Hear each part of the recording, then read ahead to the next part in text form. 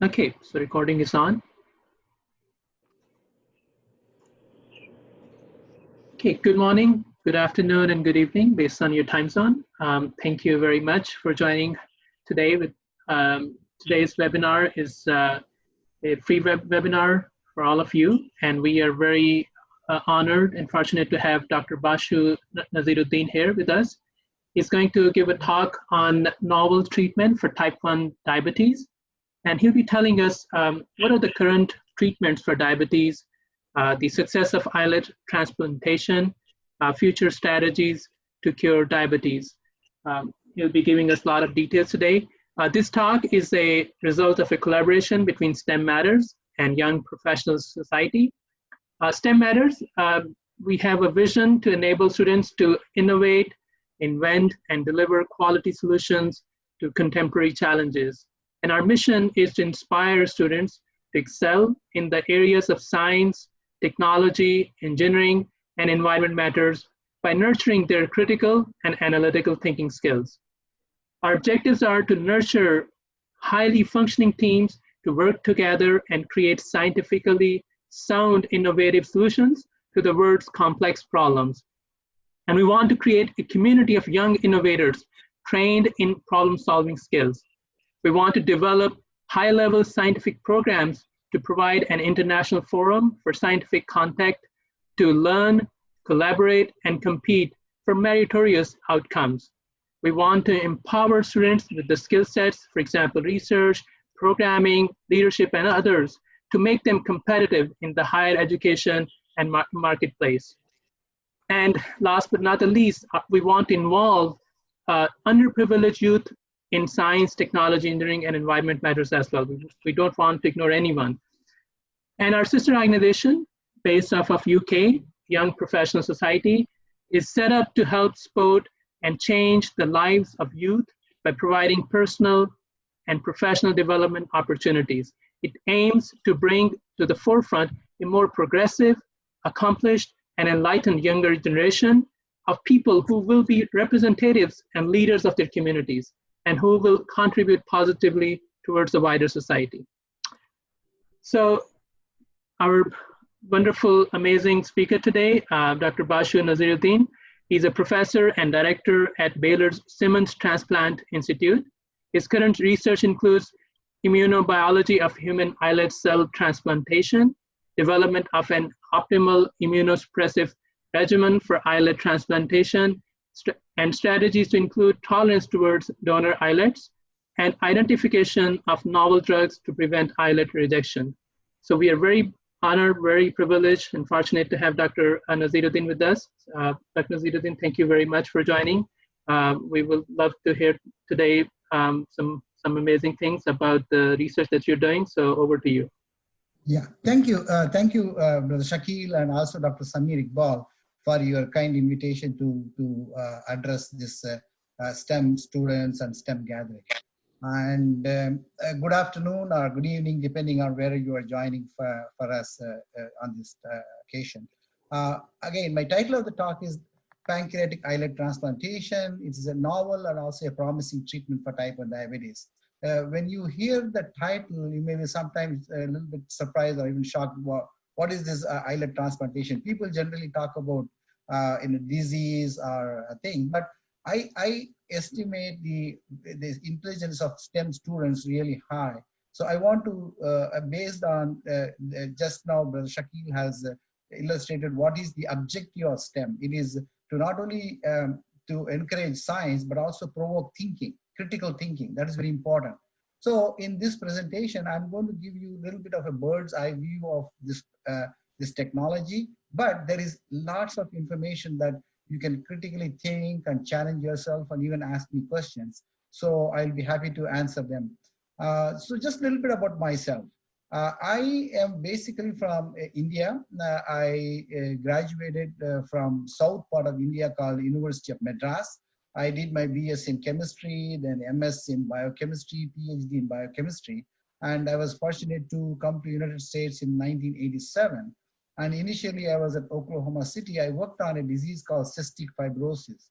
It's a rare disorder, but of course it is still a challenge to cure. Then in 1990, I moved to Washington University School of Medicine because I was very passionate about transplantation. I always wanted to use science to make a difference in people's life. See, if you look at scientists, some of them may spend their entire life working on a gene or working on a mouse, cure that, but I am a little bit more at the forefront. I want to see what's called a bench to bedside approach. If I see something in the lab, can I apply to cure a disease or make a difference in a person's life? This treatment that I'm talking today, pancreatic islet transplantation, is that, where a student can go in the lab and do some tests, and then they can really make a difference in a type 1 diabetic patient life. So I'm more interested into applied science part of it. And I also worked in a company called Baxter Healthcare, where we actually attempted to genetically engineer pig for transplant. I will just give a little bit of that information at the end of this talk. But then I joined Baylor in Dallas in 2003 as a director of islet cell laboratory.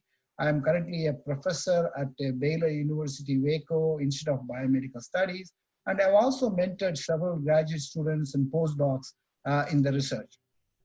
So that's about my background. And then when it comes to the overview of what we will talk today is, I'll quickly walk through the process of islet cell transplantation. What is it and how long it's been going on and what are the current results? What are the challenges? We'll go through that quickly. And then in the end, there's plenty of opportunity for STEM discussion and opportunity and talk, discussion and question and answers. So what is diabetes? As I think many of you who really, everybody must be familiar with this disease called diabetes. As such, in the whole world, there are about 25.8 million children with type 1 diabetes, and even more actually with type 2 diabetes. What is type 1? What is type 2? If a diabetic, what is diabetes? First of all, diabetes is if a person has a very high amount of glucose in their blood, then it is called a diabetic state. So when some children develop diabetes, when at the age of 6, 10, 12, then it's characterized as type 1 diabetes. And then whereas when people develop diabetes at the later age, like 25, 30-year-old, they're a little bit fat and they're inactive, they develop that's called type 2 diabetes. In the whole world, about 90% of the patients are type 2 diabetes and less than 10 are type 1 diabetes. There is another thing called gestational diabetes. It is like when some women, when they go through the pregnancy, they develop a disease, diabetes, and that's called gestational diabetes. We'll talk about it, the first aspect, that is the type 1 diabetes. You may ask, well, the blood glucose goes high, so what? So what happens? Well, if a normal blood glucose in a normal healthy individual is somewhere between 80 milligrams or up to 100 milligrams, but after you eat a heavy meal of biryani or some sweets, it may go up to like 140, 150, but it should come back to 100 or always normal. But then if your glucose levels go high and always stay high, like around 200 or more, what happens is, like down the line after several years, people experience nephropathy. That means their kidney function will be gone. They develop retinopathy. That means they become blind. And vascular disease, they may experience strokes or heart disease and things like that. So diabetes is not something that you can live with without doing anything about it. So what do people do? If you are a type 1 diabetic, I'll tell you what it is. It is a genetic disorder where the entire insulin production in the body is gone. There is no insulin production, which means that they have to have insulin injection to survive. For example, if you take a type 1 diabetic patient, put them in an island, then technically without insulin, they cannot even survive. So it is that is important to have insulin injection. Whereas type 2 diabetic people have enough insulin, but they can survive on taking medication and things like that. So again, as I'm telling you, insulin injection, oral medication, you have to take daily. What if you say, can I not have anything? Can I have a cure? Is there a way to cure? Well, islet transplantation that I'm talking today is one such thing. That is, it is a cure for diabetes.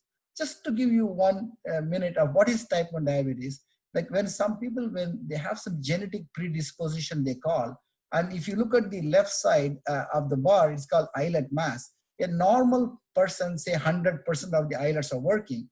But in a type 1 diabetic patient, 75–80% of the islets are lost, and before they recognize that, okay, this patient has become diabetes. All I'm trying to say is that it is usually diagnosed at a very advanced stage where there is not much you can do. So in terms of cure, what are all the 4 options is, one, if a person can have a pancreas transplantation, I'll tell you what it is in the next slide, and you can have islet cell transplantation. In future, people are thinking about using pig islets or even stem cells. So we will talk about it just in the end. So as you can see in this slide, there is an organ called pancreas. It is right in the middle of the stomach, just below your liver. And it does 2 things. One, this pancreas makes enzymes to digest your food, and it also makes insulin to control blood glucose. So if your type 1 diabetic patient has no insulin, the right thing to do is replace the pancreas. You know, the pancreas is not working, put in a new one. But unfortunately, it is not so easy, because the pancreas surgery, transplant is a major surgery. You cannot do it in a normal condition. So it is a very serious surgical procedure, and many people don't prefer to do it. So what is islet transplantation? Shown in this is that in the pancreas, there are several islands or islets of the cells scattered throughout the organ. Their job is to make insulin. So technologically, if you're able to get those islet cells out of the pancreas, make a solution, inject it, then technically that will solve the problem, because if they will make insulin, the patient is happy. So that is our process. So what we are doing here is I'm showing you a cross section of pancreas. That is, if I take a human pancreas, make a section out of it, just a cross section, and then look into the inside, you'll see these islet cells, which are all sitting in the middle. So this is like the microscopic slide of that. You may ask, how do we do this transplant? Where do I get it? If I'm a type 1 diabetic person, what should I do? So in our lab, or many labs in the world, we identify disease donor. That is, they are brain dead, but they're not actually dead. So what we do is they procure liver, kidneys for transplant. We get a pancreas from such donors, bring it to the lab. We have a technically advanced procedure where we extract these cells, and then once the cells are extracted, we inject into the recipient. That means the type 1 diabetic patient. So once the injection is done, the islets go into the liver, they start working. So this type 1 diabetic patient now has his own or her own insulin producing cells. So that is the concept. Then you may ask, why do you have to have this procedure? The simple thing is, it is a very minimally invasive procedure. Like I was saying, pancreas is a major surgery, whereas this one is just an injection. You go to the hospital, they will admit you and then attach a cannula or catheter in your body, and then you will be awake. There is no anesthesia.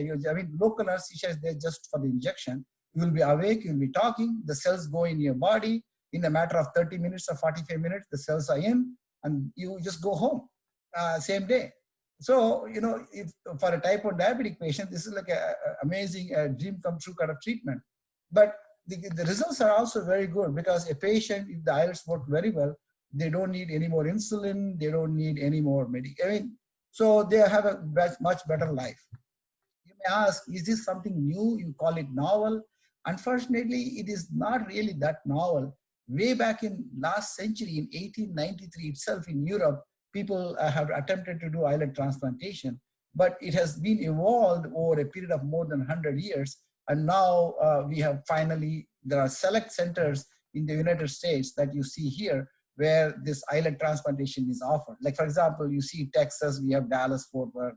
There is one center in Houston. In California, they have 2. And in UK, United Kingdom, they have a consortium. There are several centers that join together and then offer this. In fact, the United Kingdom, the government has recognized this procedure. They even fund it. The insurance is covering that the procedure. Well, in Dallas, our lab is situated near the downtown in a hospital called Baylor University Medical Center Hospital. And you see a building, and what you see is a view of what is an islet cell lab looks like. And the important thing that you need to understand is that this procedure must be done under the guidance of Food and Drug Administration. Food and Drug Administration is an agency that really regulates how you operate the lab, the facility, the product, and everything. So here is a schematic of how we take the pancreas and make islets. What we do is, like I said, when there is a brain dead donor, we go get the pancreas, we bring it to the lab, we go through the isolation process. And then one thing I want to tell you, if I take a pancreas and then make cells out of it, only 5% are islet cells. The rest 95% are enzyme making acinar cells. So what we do is we get the cells, we purify them, and then we take it to the interventional radiology lab where they inject the cells. This is just a picture of how the operation takes place. This is the starting point, and you can see in the middle a pancreas is really live image of one of the pancreas. We bring it to the lab, and in the lab we just inject a solution called enzyme solution. And what this enzyme does is it digests the pancreas into small pieces.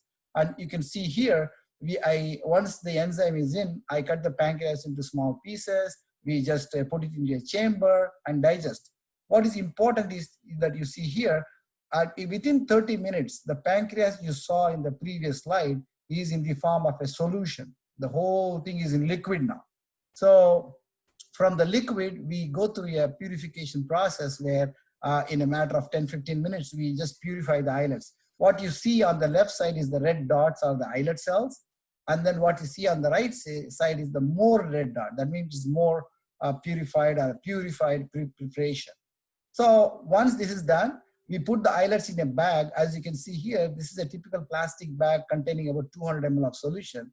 That's it. We take a solution, go to the intervention radiology. As you can see here, the patients, like I said, this is a type 1 diabetic patient who has been selected for this procedure.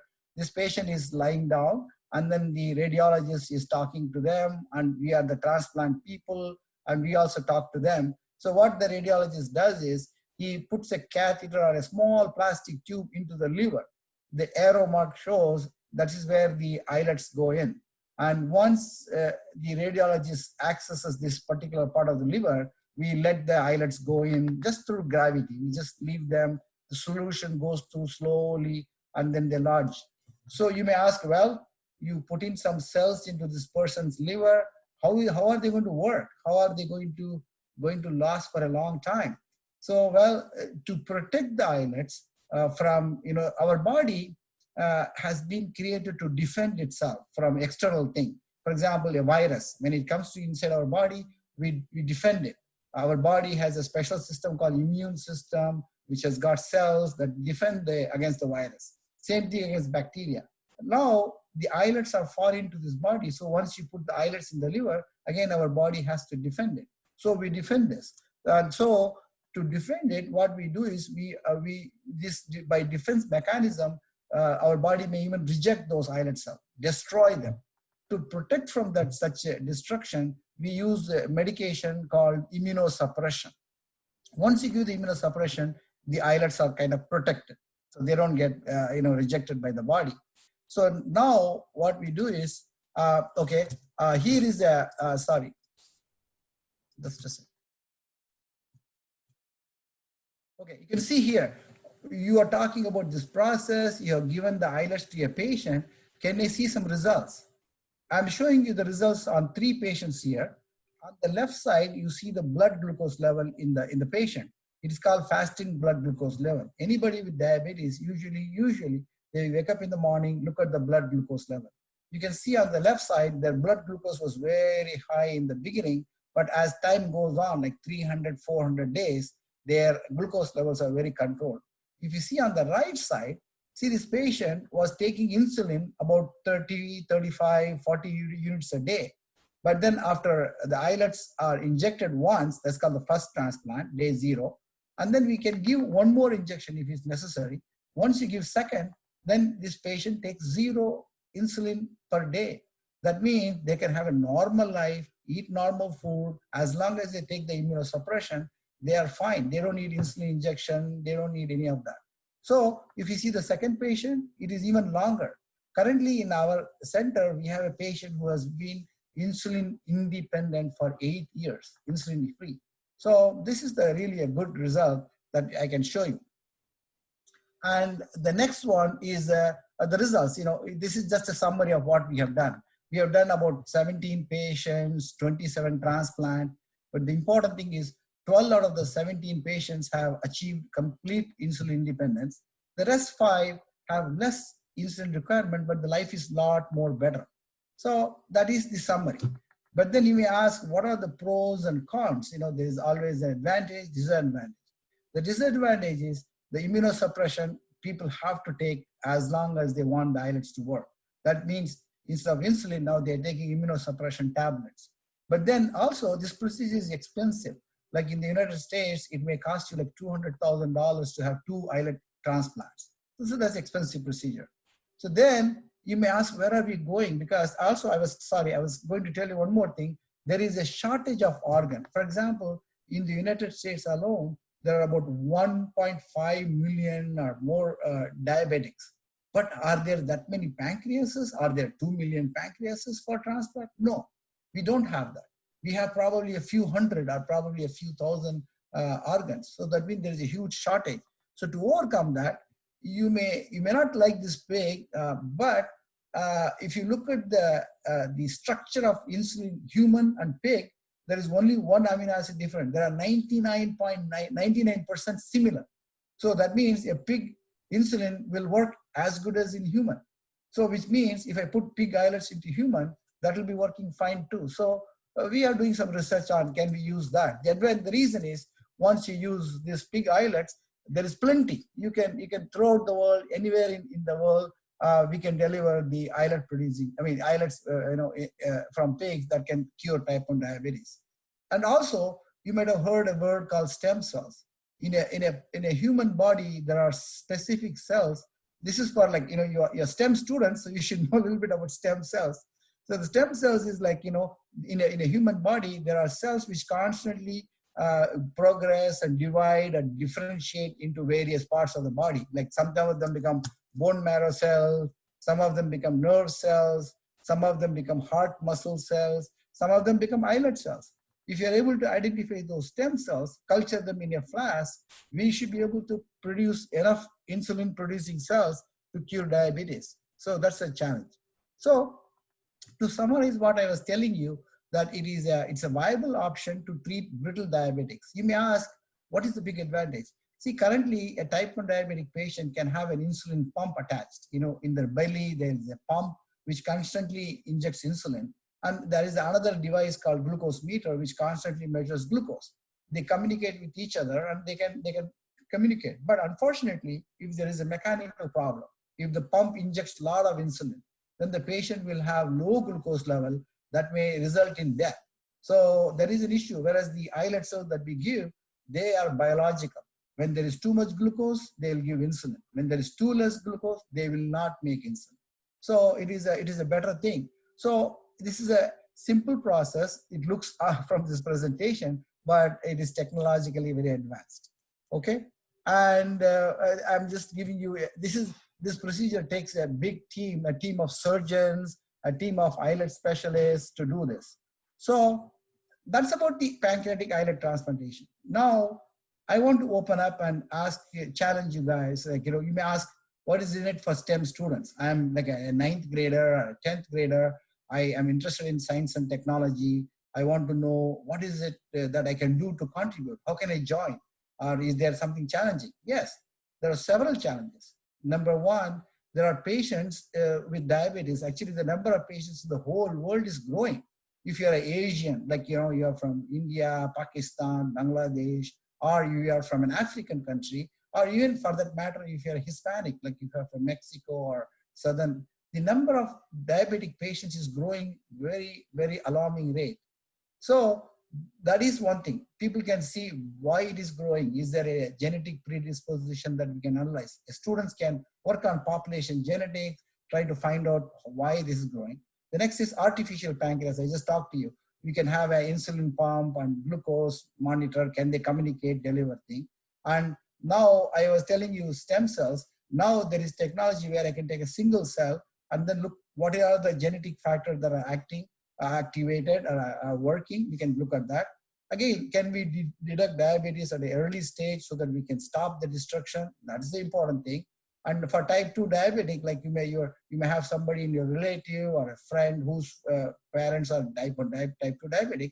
Can we give them a better medication? So these are the things that you can always think about. And then there is also data analytics that we can do. There are so many research opportunities. My lab, every year we take 2 students who can come into the lab. They can look into what we do. We can even look into a transplant procedure and see how they can get excited about this research.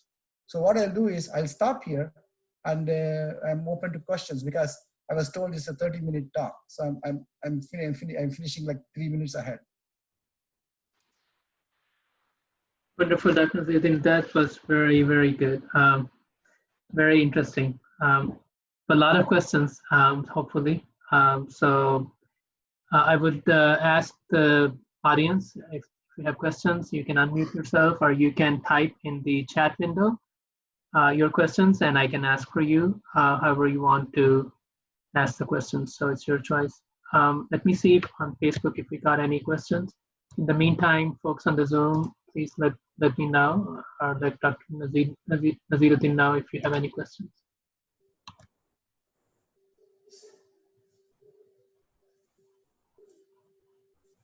I encourage the students to ask questions because I'm sure either you understood everything or you understood nothing. Then only you cannot ask questions. If you have understood part of it, definitely you have questions. Feel free. Actually, it's very important to have a very nice discussion. So one question, Dr. Naziruddin, what is immunosuppression? Okay, immunosuppression is like I was telling, in a human body, there are a system called immune system. What it does is it protects our body from invading pathogens like, virus, bacteria. So this immune system, once the islets are inside, will activate, will destroy. So what immunosuppression does is, it is a drug which specifically go into the immune cells. For example, there is a cell called T cell or a B cell. T as in like in thymus, B as in like bursa, they call. So T and B cells, these drugs will go inside that cell, inhibit its function. Now the T cells and B cell will not attack the islets. So you may ask, then what happens to the virus and bacteria?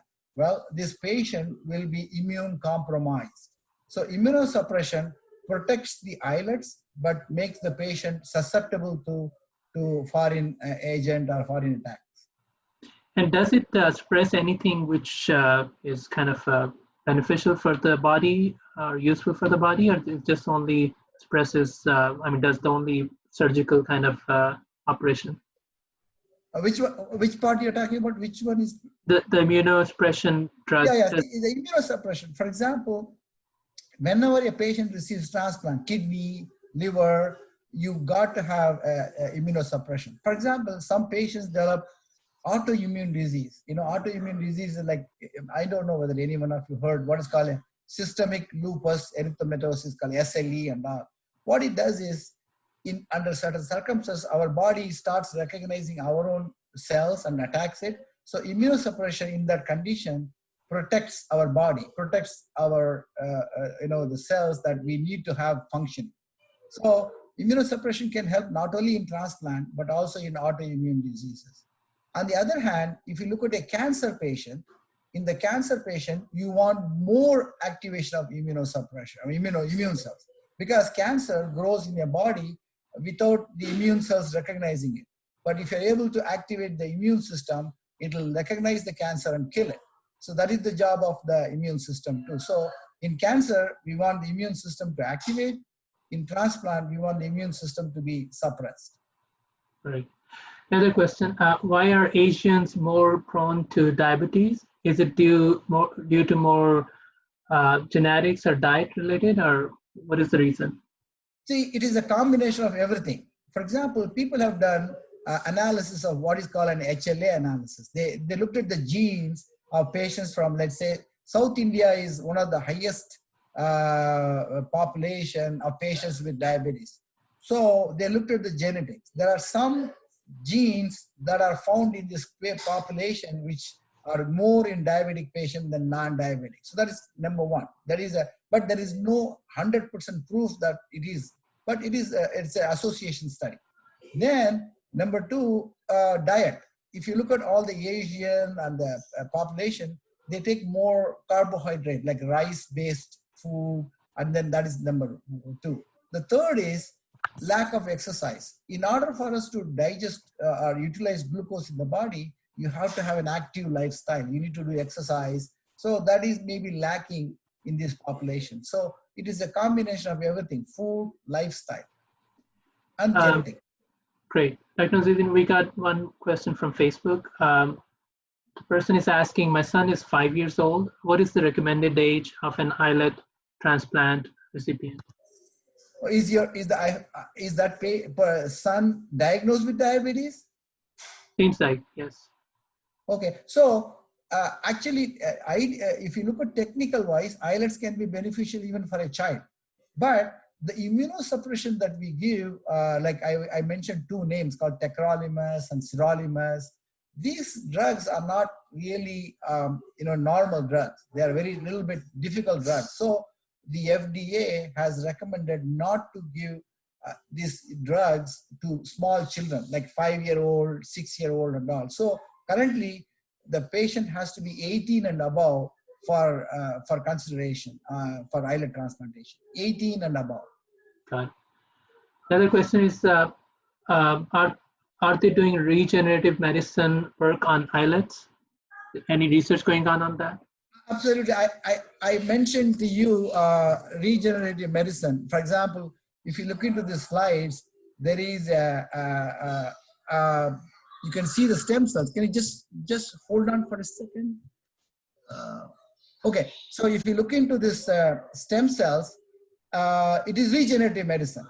For example, I can take bone marrow from my own body and isolate a specific type of cells and then add certain drugs. You stimulate them to become beta cells, insulin-producing cells. That's called regenerative medicine. So yes, there are research going on in regenerative medicine. Very good. Thank you for that. Next question is it possible to visit you and your lab? Seems very promising area. That's interesting. Yes, can you repeat the question, please? So the question is it possible to see you or visit you and your lab? Absolutely. My lab has been open for the last 17 years. Every year we take at least 2 students. You may ask, why only 2? As I was telling you, my lab has a huge restriction on regulatory burden. It's a FDA regulated.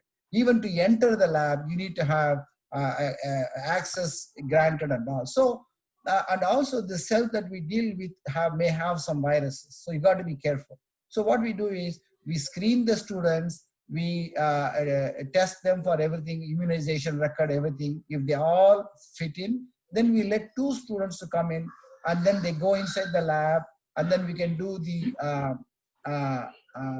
the training and they can watch. But if there are a group of like 10 students, they want to tour the lab, and one day I can open up the lab, have everybody come and see what we do. We can demonstrate, show some videos and things like that.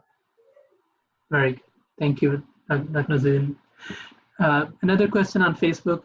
Can you describe any instance where the immunosuppressants did not work in case of this islet transplantation? What were the consequences? And does the hospital perform the checks that immunosuppressants would work in any patient before their administration? I heard recently a case where for some organ transplant, immunosuppressants did not work and the patients died. Very good. It's a very good question. See, we call this immunosuppression as a double-edged sword.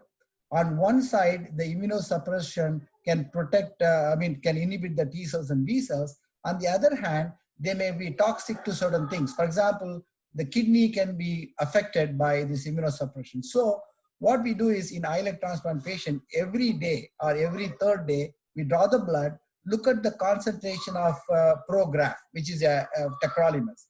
It should be like 6 nanogram or 6 nanogram. So if it is 6 nanogram, it is working optimally.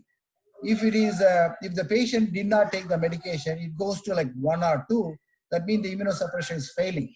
Or sometimes the the patient takes more, then what happens is like, that also destroys the kidney. So yes, there are cases where an immunosuppression can fail. It is not 100% safe mechanism. You have to be very careful. The transplant surgeon watch it very carefully, the doses and how effective they are. Great. Thank you for this detailed question, Dr. Naziruddin. Another question is, what type 1 incidence is increasing? Why type 1 is increasing? Yeah, type 1, like I said, see, the real cause of why people develop type 1 diabetes or even diabetes is not really understood. Once the diabetes is like, for example, there, we know what to do with it, how to treat it, how to control. But what triggers? I'm a normal person, let's say, and then 1 week from now, suddenly I'm diagnosed with diabetes. So the trigger for type 1 diabetes is clearly not known, but there are several hypotheses. For example, there is a virus. When a person gets viral infection, as you all know, as normal human beings, we are exposed to viruses every day. So one virus can go inside the body and it can damage one beta cell or one islet cell. Once it damages, the islet cell releases all contents. Now the immune system will get alert. Okay, there is something going on. The immune system can attack that beta cells and they destroy it. So people get diabetes, type 1 diabetes, because our own body destroys it. It is called an autoimmune disease. Auto means self, immune means immune response, disease. So our own immune system attacks the islet cell, destroys. So the maybe the virus infection, maybe there is some other genetic factors are making more and more prevalent and higher number of population for type 1 diabetes. But still, we don't know what causes type 1 diabetes to start. Very good. Dr. Naziruddin, you mentioned type 2, there are 90% patients in the world, and type 1 is probably less than 10%. So right. Do you see a lot of research happening for type 2 as well? Absolutely, because many pharmaceutical company as well as the National Institute of Health, they all want to control diabetes, particularly. So there is a tremendous progress in treatment of diabetes, particularly type 2. Like I was saying, there are different types of oral medications that work through different pathways to bring the glucose down. Our liver plays a major role in the glucose production. So there are a lot of drugs which control the liver function. You might have heard a drug called metformin. Metformin works to control the liver function. Then there are certain drugs which make more insulin from islet cells. So they are like sulfonylurea, they are called like that. So what happened? They make stimulate the insulin. In fact, currently there are so many drugs coming into the market. Their goal is to increase more insulin production. Then the third type of drug is like, for example, when you make too much glucose in the blood, our kidney is supposed to filter the glucose, kidneys. There is a third type of drug which can open up the kidneys to flush out the glucose from blood. If the blood glucose goes more than 180, the kidney will open the gates. Now all the glucose will go through the urine. So that means there is no high glucose, there is no long-term complication. So for treatment of diabetes, type 2 diabetes, there are so many approaches. But as I was mentioning, you must take the drug every single day. You must follow a diet regimen. You must follow the exercise. All those things are there. But despite the best attempts, diabetes is a progressive disease. You cannot stop progression. You can control it. You cannot cure it. So type 2 diabetes, yes, it is a major focus of many companies and research. And there's a lot of very exciting things are going on. In fact, an insulin pump and attached to a glucose monitor is also, I think, applicable for type 2 diabetic patient. But as the technology grows, the expenses are more, and it is also, there are risks associated with that too. Great, thank you for that.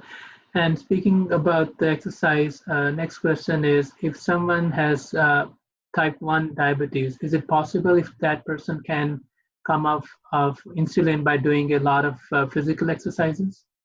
Unfortunately not. See, the person with type 1 diabetes has no insulin. You have nothing. So what you need to do is you must survive based on insulin. But one thing you can do though, For example, if a type 1 diabetic patient requires 100 units of insulin or 50, so what he can do is that patient can control the diet, do exercise. The exercise is to digest the food, and then that way the insulin amount can come down. But by exercise alone, a type 1 diabetic patient cannot be free from insulin, whereas a type 2 person can. For example, I am type 2 diabetic, example. I am taking 30 units of insulin, but then from tomorrow onwards, I cut down my carbohydrate in the food, and then I also regularly use my muscles, exercise, and I follow a regimen, and then I'm stress-free. Then, of course, I can bring the insulin requirement to 0. Type 2 has, because type 2 person makes insulin, but it is not used fully. Whereas type 1, no insulin. So you must take insulin. Exercise alone won't help.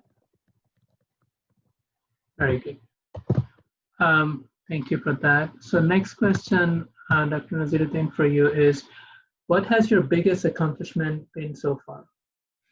As I was telling you, I'm very passionate about treating patients. Now, for example, I could sit in the lab, look at the cell, islet cell, add tons of drugs, and then make them make more insulin less. Or I can make a mouse, diabetic mouse, inject all kinds of drugs, make it work.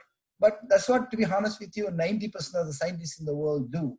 But for me, making a difference in a patient. For example, there was a student in Texas who was like 16 or 18, 19 years old. And because of diabetes, she was not able to go to school. She was not able to do a normal life. And once we gave the islets, her life completely changed. She wrote a letter to the transplant surgeon, my life is completely changed. So that little satisfaction of making a difference in a patient's life is what is more important for me. So I think that I'm a little bit blessed to be in this position where we can directly alter a person's lifestyle. Excellent, excellent. Thank you very much, Dr. Naziruddin, for that. So question for the young generation. What do you advise them, how they can enter the field that you're in? Absolutely. Like I said, in this, I think in the Western world, nowadays, even in Asia, there are a lot of research labs. The government is spending tons of money to promote research. If the thing is, if the students really have the aptitude, they can really look into the institutions, like any institution. Like, for example, if you're in Dallas, there is a whole medical center called UT Southwestern Medical Center. They are encouraging students, they call STAR program, actually, STAR program. They encourage students during summertime to come to the medical school and then look into research labs. There are so many opportunities. Only thing is you need to search for it. So for young STEM students, I encourage them to look into it, particularly diabetes. Despite the fact that for hundreds of years we have been fighting to treat this disease, there are still so many opportunities. We can still make a difference. So the students should think, and then, like I said, there is one new field called single cell genomics. I can take one cell in the body. Remember, in our body we have trillions and trillions of cells. Take one cell in the body. There is a technique by which we can say how many genes are working, not working, and things like that. So for younger generation, it is so easy. For example, if you ask me to do big data or data analytics, I have no idea. I can't even do that. But as the younger generation, they are blessed to be in such a situation. So they can, of course, look for this opportunity for particularly young STEM students. They can really join research. Excellent. Dr. Naziruddin, question for you. Do you think this research, the path has to go through the going into the med school and then going into the research, or somebody can do undergrad and master's and PhD and get into this research? So what's your advice on that? Yeah, see, I think if you're a doctor, like if you go to medical school, then if you become an endocrinologist, or you could become a surgeon, and then as a surgeon, you can work with the pancreas and then make sure that you learn this isolation process and then give it to the patient. Or if you're an endocrinologist, you can look at the islet transplant patients and see, hey, how do I preserve your islet function? We can do that. So that's for the medical doctors. But this is not medical. The data that I presented today, or the information, clearly shows that I'm myself not an MD, I'm a PhD. So if you have a bachelor's degree in science, master's in science, you can always look into the biology of islet cells or biology of beta cell or insulin production.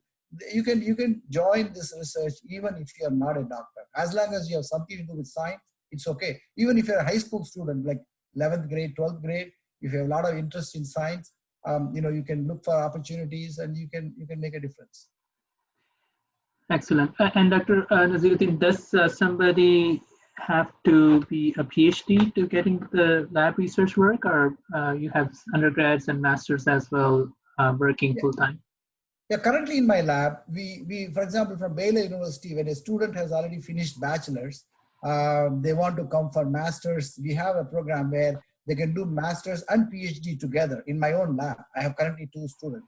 Like I said, we all have limited space. We have 2 students who are in my lab. There are already 6 or 7 students have finished PhD. 2, 3 of them are already directors.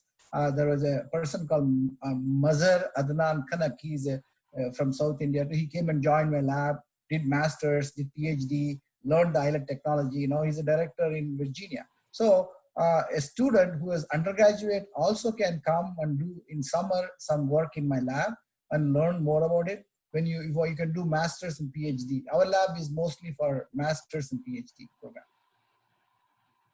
Very good.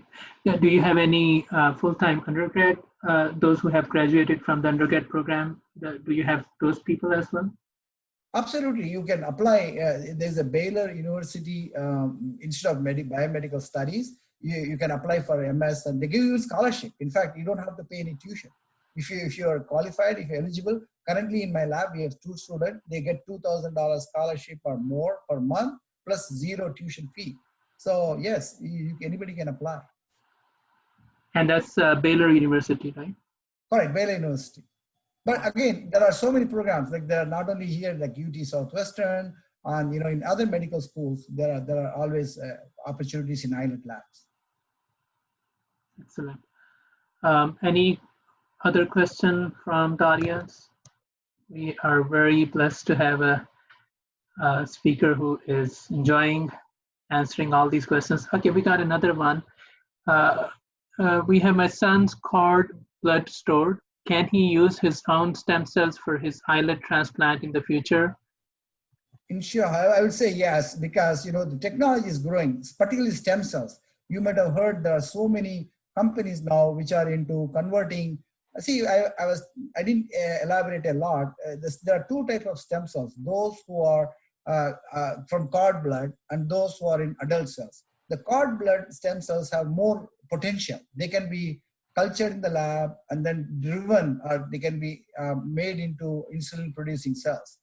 There is a lot of technology that is already working. So, but it hasn't seen the reality yet, because people can see insulin production in these cord blood stem cells, but there is not enough to satisfy a human being's need. For example, if you are a normal person with 70 kilograms, you need a lot of insulin. These stem cells are not strong enough to make that much insulin yet.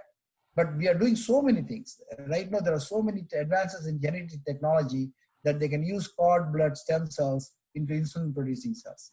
I have a strong hope that it may happen soon. Great. Thank you for that answer. Any other question from the audience? Dr. Samir, I think you have some question. Yeah, so Dr. Naziruddin, of course, many students have opportunities, but the mindset, from 6th, 7th grade, how do parents prepare their kids to think in these broader terms? So what do you suggest some strategies for parents as well? Absolutely. See, the thing is, it is the information age. Anybody, like for example, they want to know, there is a student with type 1, there is a kid with type 1 diabetes, what should you do? So even parents can go into like mayoclinic.com and they have beautiful information toned down to very common person.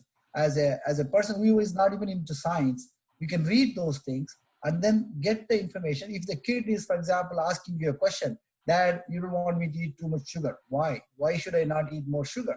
They should be able to quickly go into Google. But the problem is with Google, there are so many misleading information also. people may get wrong information. As long as you need to identify, okay, here is an authentic website like, you know, Mayo or CDC, any government, NIH website, and then read and tell the students, look, child, if you take sugar, this is how your body utilizes it. So curiously encourage them to think in that direction. For example, when I tell, you can ask them, well, when you eat food, it gets digested in like 6 to 8 hours. What happens? Where is the digestion taking place? So some basic things. And then apart from their school, if they come home, and then encourage them to ask curious questions. And then if you're able to answer some simple way, that's fine. Plus also, like, you know, nowadays, there are so many educated scholars and teachers who are available to give answers. So get answers, let the students ask questions. If you say, okay, my grandfather has been diagnosed with some spinal cord problem, you may ask, hey, what is the spinal cord problem? What is the function? Why is it happening? Can a surgery be better or not? So I think luckily the information is available, but the parents have to have a aptitude also to read and tell the students what they want. Increase their curiosity. That's my simple suggestion.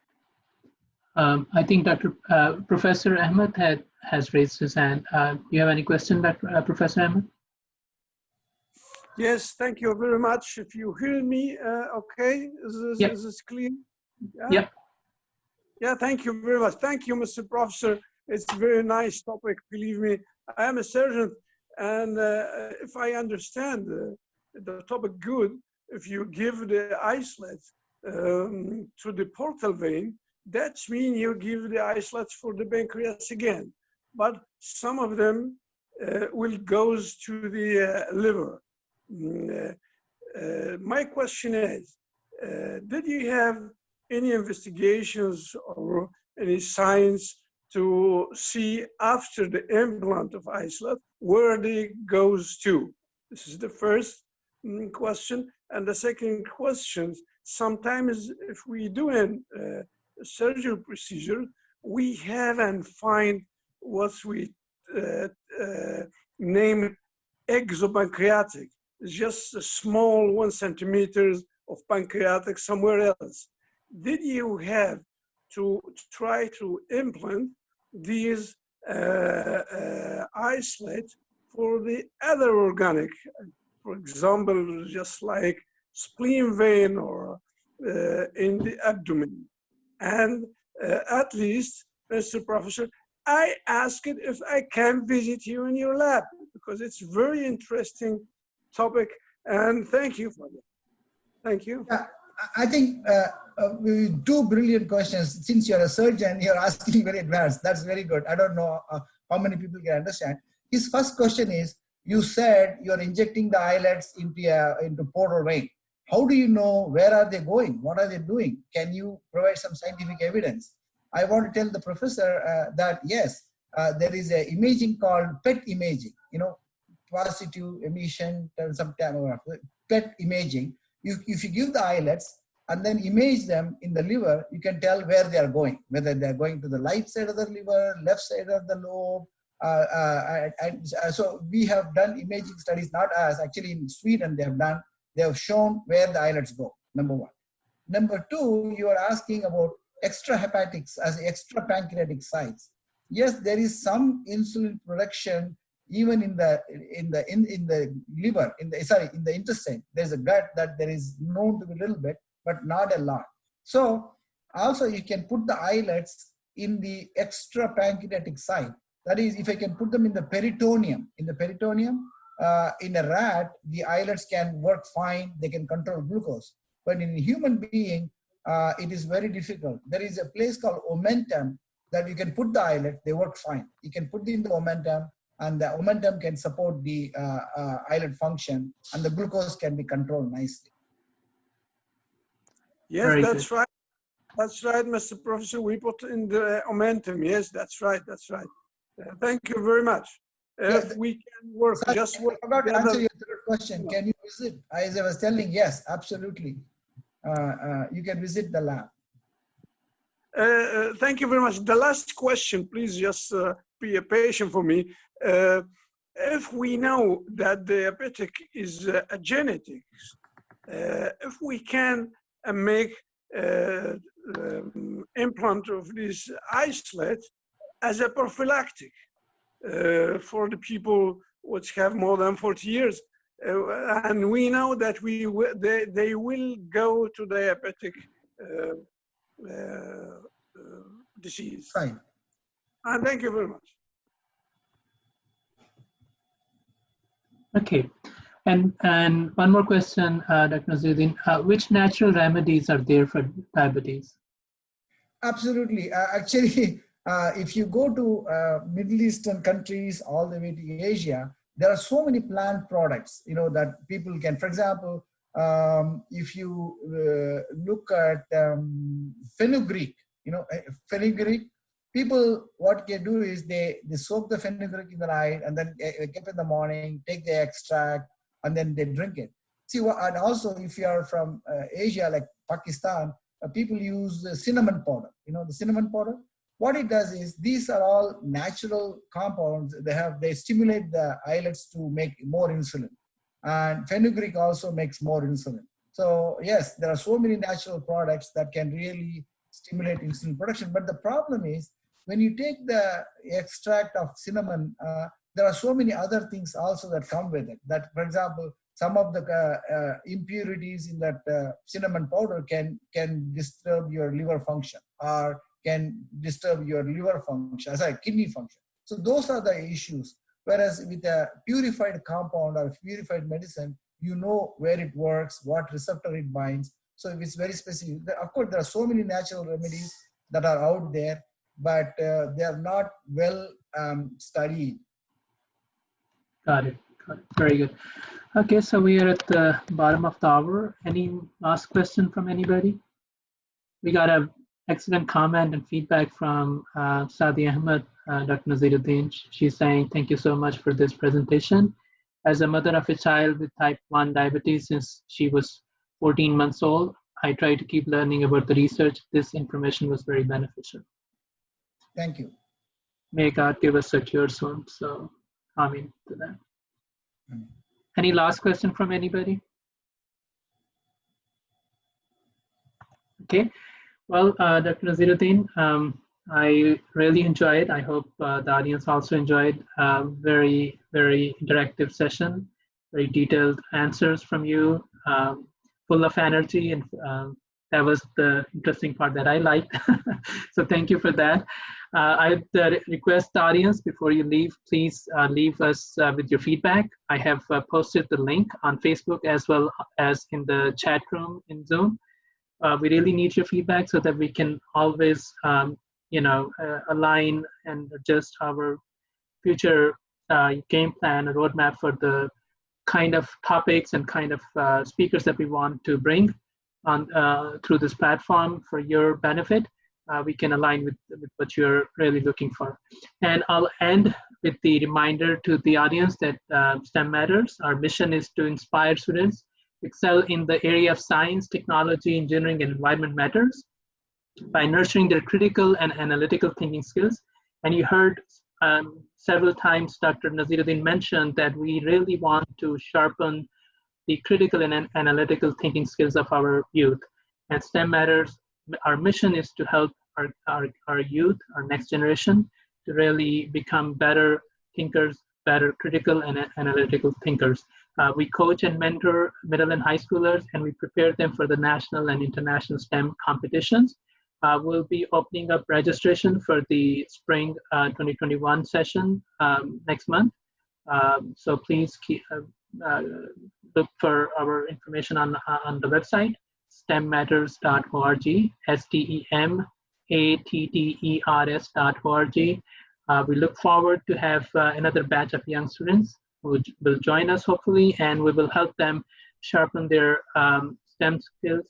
And with that, Dr. Naziruddin, you want to say one last thing to wrap up? Absolutely. Actually, again, I want to thank the opportunity to present work, but I am more happy because a lot of people were able to ask questions. That is very important. The entire purpose is to actually encourage students to tickle their curiosity.